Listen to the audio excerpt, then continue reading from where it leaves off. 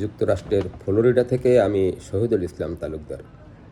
দর্শক, স্বাধীনতার ৫৪ বছরও যারা স্বাধীনতার পক্ষের শক্তি আর স্বাধীনতার বিপক্ষের শক্তির মধ্যে পার্থক্য করে দেশের মানুষের মধ্যে বিভাজনের রাজনীতি করে, তারা মূলত রাজনীতির নামে ভারতের এজেন্ডা পালন করছে।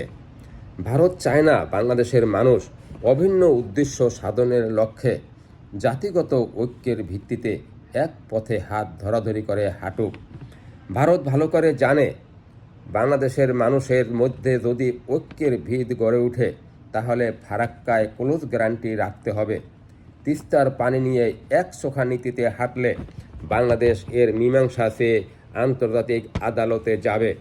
নেপাল ভুটানের সাথে ট্রানজিটের ব্যবস্থা না করে বাংলাদেশের মধ্য দিয়ে একতরফা ট্রানজিট ভোগ করা যাবে না।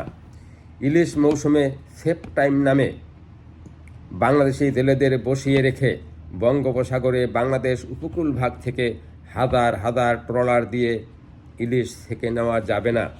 তারপর বাংলাদেশের মানুষের মধ্যে ঐক্যের বন্ধন মজবুত হলে বাংলাদেশ সরকারকে দিয়ে নিজেদের স্বার্থের বিষয়ে একতরফা সুবিধা নেওয়া যাবে না। তাই হীন স্বার্থ চরিতার্থ করার স্বার্থে যে সমস্ত নেতৃবর্গ মানুষের মধ্যে বিভাজনের রাজনীতি করে তাদেরকে বর্জন করুন। উন্নয়নের স্বার্থে নিজেদের ঐক্য গড়ে তুলুন। দর্শক, আজ এ পর্যন্তই। ভালো থাকবেন। আসসালামু আলাইকুম।